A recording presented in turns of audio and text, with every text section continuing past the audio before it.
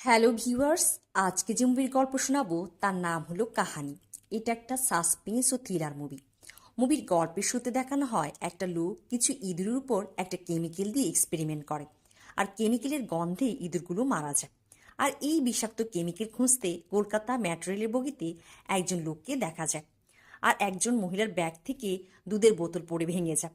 এগুলো সেই কেমিক্যাল ছিল, আর তার গন্ধ বগি চারদিকে ছড়িয়ে পড়ে, আর বগিতে থাকা সকল যাত্রী মারা যায় এবং সেই লোকটাও। গল্প চলে যায় 2 বছর পর। বিদ্যা বাগচি নামে একজন প্রেগনেন্ট নারী, সে একজন সফটওয়্যার ইঞ্জিনিয়ার।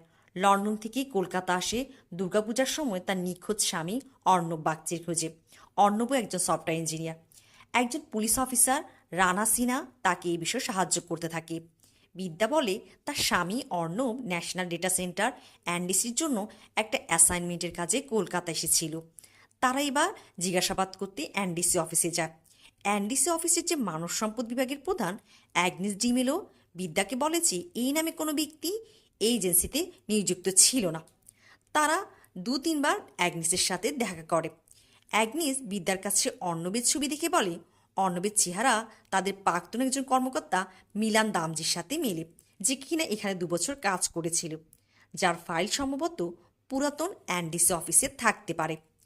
অ্যাগনেস আরও কোনো সাহায্য করার আগেই বব বিশ্বাস নামী একজন কন্ট্রাক্ট কিলার, যে কিনা ছদ্মবেশে জীবন বিমার এজেন্ট হিসেবে কাজ করে, অ্যাগনেসকে তার বাড়ির দরজার সামনে গুলি করে হত্যা করে।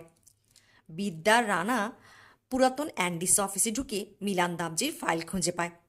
তার চেহারা হুবাহু বিদ্যার স্বামী অর্ণবের সাথে মিলে, আর সেখানে ববকেও পাঠানো হয় দামজির ফাইলের জন্য।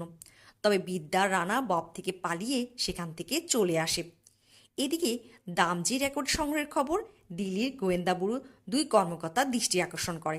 তারা হলেন গোয়েন্দা ব্যুরোর প্রধান ভাস্করন কে এবং ডিপুটি খান।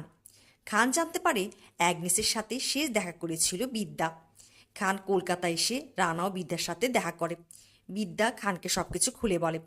খান বিদ্যাকে সতর্ক করে মিলান দামজি থেকে দূরে থাকতে, কারণ কলকাতা মেট্রোল বিষাক্ত গ্যাস ছড়িয়ে দেওয়ার ঘটনার সাথে মিলান দামজি জড়িত। সে একজন গোয়েন্দা ব্যুরোর এজেন্ট ছিল। বিশ্বাসঘাতকতা করে শত্রুর পক্ষের হয়ে কাজ শুরু করে। খানের সতর্কীকরণ সত্ত্বেও বিদ্যা তার অনুসন্ধান চালিয়ে যায়। এদিকে দেখানো হয় গোয়েন্দা ব্যুরোর অবসরপ্রাপ্ত কর্নেল প্রতাপ বাজপাইকে। তার সাথে গোয়েন্দা ব্যুরোর প্রধান ভাস্করনকে কথা বলছে। তিনি বলেন তাদের একটা মিশন ফেল হয়েছে বলে তারা তো কাজ বন্ধ করে দিতে পারে না।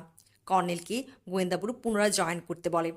কর্নেল বলে সে 3 জন লোককে ট্রেনিং দিচ্ছিল যাতে সে শত্রুর বিরুদ্ধে তাদের কাজে লাগাতে পারে, কিন্তু তাদের মধ্যে একজন মিলান দামজি বিশ্বাসঘাতকতা করে শত্রুর পক্ষে চলে যায়। তবে সে ধরা পড়ে যায়, কিন্তু গোয়েন্দা সংস্থা কেউ তাকে সাহায্য করেছে বলে সে পালিয়ে যেতে পেরেছে। কর্নেল বলে যতদিন গোয়েন্দা সংস্থা সেই মানুষটি ধরা না পড়ে তিনি গোয়েন্দা ব্যুরো জয়েন করবেন না। এদিকে বিদ্যা তার অনুসন্ধান কাজ চালিয়ে যাচ্ছে।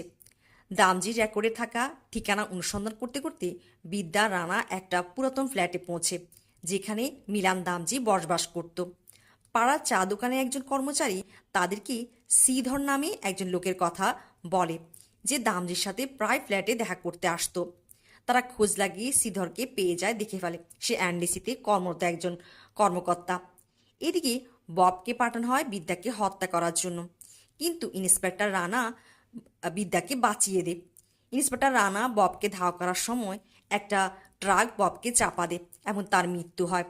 ববের মোবাইল ফোন চেক করে বিদ্যার রানা একটা আইপি অ্যাড্রেস খুঁজে পায়। বিদ্যা হ্যাক করে জানতে পারে এই আইপি অ্যাড্রেস থেকে ববকে নির্দেশনা দেওয়া হতো এবং বিদ্যাকেও হত্যার নির্দেশ পাঠানো হয়। সেটা হলো এনডিসিতে কর্মরত শ্রীধরের। এবার তারা শ্রীধরের আইপি ঠিকানা যাচাই করার জন্য তার অফিসে প্রবেশ করে। বিদ্যা শ্রীধরের আইপি অ্যাড্রেস হ্যাক করার সময় শ্রীধরের মোবাইলে সতর্কবার্তা চলে যায় এবং সে তার অফিসে চলে আসে। বিদ্যা দুর্ঘটনাক্রমে ঝগড়ার সময় শ্রীধরকে গুলি করে ফেলে। এতে শ্রীধর মারা যায়। গোয়েন্দা ব্যুরো ডিপুটি খান বিদ্যার উপর ক্ষেপে যায়। সে শ্রীধরকে জীবিত চেয়েছিল। শ্রীধরের কম্পিউটারের ডেটায় একটা কোড প্রকাশ করে। সেটা ডিকোড করে তারা খুঁজে পায় গোয়েন্দা ব্যুরোর প্রধান ভাস্করনকের ফোন নাম্বার। বোঝা যাচ্ছে যে গোয়েন্দা ব্যুরোর ভাস্করনকেই মূলত মিলান দামজির সাথে জড়িত। এবার খান আর রানার কথা মতো বিদ্যা ভাস্করনকে ফোন করে জানায় যে সে শ্রীধর অফিস থেকে গুরুত্বপূর্ণ কাগজপত্র পেয়েছে। সে ভাস্করনকে কাগজপত্রের বিনিময়ে তার স্বামীকে খুঁজে পেতে সাহায্য করতে বলে, কিন্তু ভাস্করন তাকে স্থানীয় পুলিশের সাথে যোগাযোগ করতে বলে। তবে শীঘ্রই বিদ্যার কাছে একটা অজানা নাম্বার থেকে ফোন আসে। সেখানে তাকে সতর্ক করে দেওয়া হয় যে সে যদি তার স্বামীকে জীবিত দেখতে চায় তবে তাকে কাগজপত্রগুলো হস্তান্তর করতে হবে। খান মনে করে ফোনকারী মিলান দামজি। ফোন কলে বলা নির্ধারিত স্থানে বিদ্যার ফোন কলকারীর সাথে দেখা করতে যায়। সে আর কেউ নয়, মিলান দামজি। বিদ্যা তাকে তার স্বামীর কথা জিজ্ঞেস করে। দামজি বলে সে আগে কাগজপত্র দেবে, তারপর মিলান তাকে বিদ্যার স্বামী সম্পর্কে বলবে। কিন্তু বিদ্যার সাথে কিছুক্ষণ কথা বলে মিলান দামজি বুঝে যায় বিদ্যার কাছে কোনো কাগজপত্র নেই, সে তাকে ফাঁসাতে এসেছে। আর সে বিদ্যার পিঠে একটা লাথি মেরে বসে এবং পিস্তল ধরে। তবে বিদ্যা মিথ্যা প্রেগনেন্টের নাটক করছিল। বিদ্যা তার সে কৃত্রিম পেয়ে দামজিকে ছুঁড়ে মারে, আর এতে দামজির পিস্তল পড়ে যায় এবং বিদ্যা তার চুলের ক্লিপ দিয়ে দামজির ঘাড়ে আঘাত করে বসে। অবশেষে বিদ্যার সাথে থাকা বন্দুক দিয়ে সে মিলান দামজিকে হত্যা করে। ইন্সপেক্টর রানা ও ডিপুটি খানও বিদ্যার পিছু নিয়েছিল, কিন্তু তারা পৌঁছানোর আগেই বিদ্যা ভিড়ের মধ্যে হারিয়ে যায়। সেই দিন দুর্গাপূজা চলছিল। খান তাকে আর খুঁজে পায় না। সে বিদ্যা রানার জন্য একটা ধন্যবাদ জানিয়ে চিঠি এবং শ্রীধরের কম্পিউটার থেকে পাওয়া একটা প্যান ড্রাইভ রেখে যায়। রানা 2-2-4 মিলিয়ে যা বুঝতে পারে তা হলো বিদ্যা হলো একটা কাহিনী। অর্ণব বাগচি নামে আসলে কেউ ছিলই না। বিদ্যা তার নিজের লক্ষ্য অর্জনের জন্য পুলিশ এবং গোয়েন্দা ব্যুরোকে ব্যবহার করে আসছিল মিলান দামজি পর্যন্ত পৌঁছাতে এবং তাকে খতম করতে। তাকে নিশ্চয়ই কেউ পাঠিয়েছিল। এবার গল্পের রহস্যের পর্দা ওঠে। মুভির গল্পের প্রথমে যে লোকটা মেট্রো বগিতে কেমিক্যাল খুঁজছিল সে মেজর অরূপ বসু, বিদ্যার হাজব্যান্ড। অরূপ একজন সেনা কর্মকর্তা, গোয়েন্দা ব্যুরোতে কাজ করার জন্য লন্ডন থেকে কলকাতা এসেছিল। অরূপ মিলান আর একজনকেই কর্নেল প্রতাপ বাজপায় ট্রেনিং দিচ্ছিল, কিন্তু মিলান বেইমানি করে বসে শত্রুপক্ষের হয়ে কাজ শুরু করে, ধরা খেয়ে পালিয়ে যায়। এবার বিদ্যাকে আমরা গোয়েন্দা ব্যুরোর অফিসার কর্নেল প্রতাপ বাজপাইয়ের সাথে দেখি। বিদ্যা স্মরণ করে বিদ্যা তার স্বামী অরূপের মৃতদেহ দেখে অজ্ঞান হয়ে পড়ে গিয়েছিল এবং সে প্রেগনেন্ট ছিল, তার মিসক্যারেজ হয়ে যায়।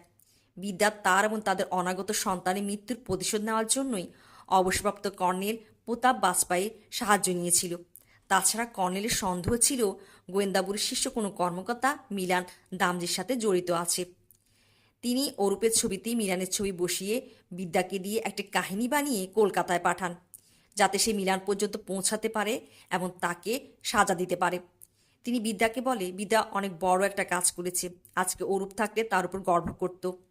বিদ্যার দেওয়া সেই পেন ড্রাইভের সাহায্যে গোয়েন্দা প্রধান ভাস্করনকে গ্রেপ্তার করা হয়। শ্রীধর ও মিলান দামজিও তাদের কর্মের শাস্তি পায়। এতে ম্যাটেরিয়ালে নিহত সমস্ত মানুষ এবং বিদ্যার হাজবেন্ড অরূপের আত্মার শান্তি পায়।